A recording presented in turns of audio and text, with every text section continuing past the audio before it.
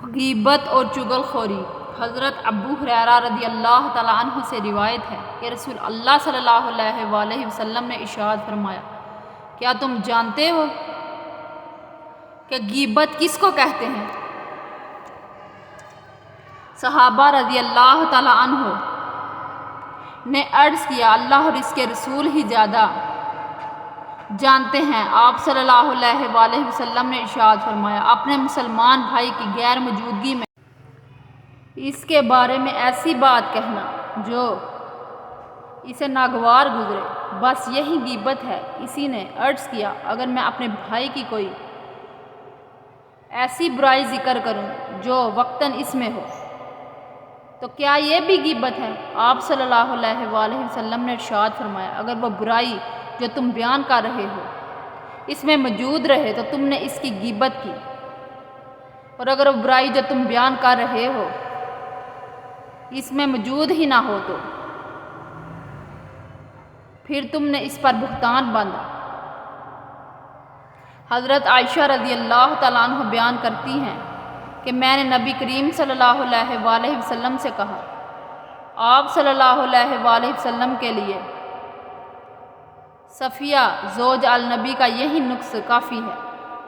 یعنی ان کا چھوٹا ہے۔ یہ سن کر رسول اللہ صلی اللہ علیہ وآلہ وسلم نے فرمایا، تم نے ایک ایسا کلمہ کہا ہے، اگر اسے سمندر کے پانی سے ملا دیا جائے تو یہ اس پر غالب آ جائے، اس بات کی تاثیر سمندر کے پانی پر غالب آ جائے۔ حضرت عائشہ بیان کرتی ہیں کہ میں نے آپ صلی اللہ علیہ وآلہ وسلم کے سامنے کسی شخص کی نقل اتاری تو آپ صلی اللہ علیہ وآلہ وسلم نے فرمایا، مجھے کسی انسان کی نقل اتارنا پسند نہیں، اگرچہ مجھے جتنا مرضی مال کیوں نہ مل جائے۔ حضرت ابو سعد اور حضرت جابر بن عبداللہ رضی اللہ تعالیٰ عنہ روایت کرتے ہیں کہ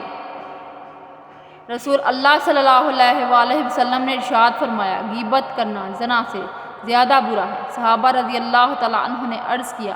یا رسول اللہ، غیبت کرنا زنا سے زیادہ برا کیسے ہے؟ رسول اللہ نے ارشاد فرمایا، آدمی اگر زنا کر لیتا ہے پھر توبہ کر لیتا ہے، اللہ تعالیٰ اس کی توبہ قبول فرما لیتے ہیں، مگر غیبت کرنے والے کو جب تک وہ شخص معاف نہ کر دے جس کی اس نے غیبت کی ہے، اس وقت تک اللہ تعالیٰ کی طرف سے اسے معاف نہیں کیا جاتا۔ حضرت انس رضی اللہ تعالیٰ عنہ روایت کرتے ہیں کہ رسول کریم صلی اللہ علیہ وآلہ وسلم نے فرمایا، جب میرا رب مجھے معراج پر لے گیا تو میں ایسے لوگوں کے پاس سے گزرا جن کے ناخن تانبے کے تھے، وہ اپنے چہروں اور سینوں کو ناخنوں سے نوچ رہے تھے۔ میں نے پوچھا، اے جبرائیل، یہ کون لوگ ہیں؟ انہوں نے بتایا کہ یہ وہ لوگ ہیں جو لوگوں کا گوشت کھاتے تھے، ان کی غیبتیں کرتے تھے اور ان کی عزت پامال کرتے تھے۔ حضرت ابو بردہ سلمہ رضی اللہ تعالیٰ عنہ روایت کرتے ہیں کہ رسول اللہ نے ارشاد فرمایا، اے وہ لوگو جو صرف زبانی اسلام لائے ہو اور ایمان ان کے دلوں میں داخل نہیں ہوا، مسلمانوں کی غیبت نہ کیا کرو اور ان کے عیوب کے پیچھے نہ پڑا کرو، کیونکہ جو مسلمانوں کے عیوب کے پیچھے پڑتا ہے اللہ تعالیٰ اس کے عیب کے پیچھے پڑ جاتے ہیں، اور اللہ تعالیٰ جس کے عیب کے پیچھے پڑ جاتے ہیں اسے گھر بیٹھے رسوا کر دیتے ہیں۔ حضرت جابر بن عبداللہ رضی اللہ تعالیٰ عنہ فرماتے ہیں کہ ہم نبی کریم کے ساتھ تھے کہ ایک بدبو اٹھی، آپ نے ارشاد فرمایا، جانتے ہو یہ بدبو کس کی ہے؟ یہ بدبو ان لوگوں کی ہے جو مسلمانوں کی غیبت کرتے ہیں۔ حضرت ابو ہریرہ رضی اللہ تعالیٰ عنہ سے روایت ہے، رسول کریم نے فرمایا، جو بندہ دنیا میں کسی کے عیب کو چھپائے گا تو قیامت کے دن اللہ تعالیٰ اس کے عیب کو چھپائے گا۔ حضرت عبداللہ بن مسعود رضی اللہ تعالیٰ عنہ سے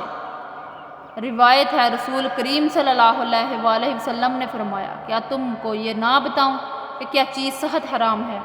پھر فرمایا، یہ چگلی ہے جو لوگوں کے درمیان پھیل جاتی ہے، انسان سچ بولتا رہتا ہے یہاں تک کہ اللہ تعالیٰ کے ہاں وہ سچا لکھ دیا جاتا ہے اور جھوٹ بولتا رہتا ہے، یہاں تک کہ اس کو کذاب جھوٹا لکھ دیا جاتا ہے۔ حضرت حذیفہ رضی اللہ تعالیٰ عنہ سے روایت ہے کہ رسول اللہ نے فرمایا چغل خور جنت میں نہیں جائے گا۔ حضرت ابن عباس رضی اللہ تعالیٰ عنہ سے روایت ہے کہ رسول اللہ 2 قبروں کے پاس سے گزرے تو آپ نے ارشاد فرمایا ان دونوں قبر والوں کو عذاب ہو رہا ہے، اور عذاب بھی کسی بڑی چیز پر نہیں ہو رہا کہ جس سے بچنا مشکل ہو۔ ان میں سے ایک تو پیشاب کی چھینٹوں سے نہیں بچتا تھا، دوسرا چغل خوری کرتا تھا۔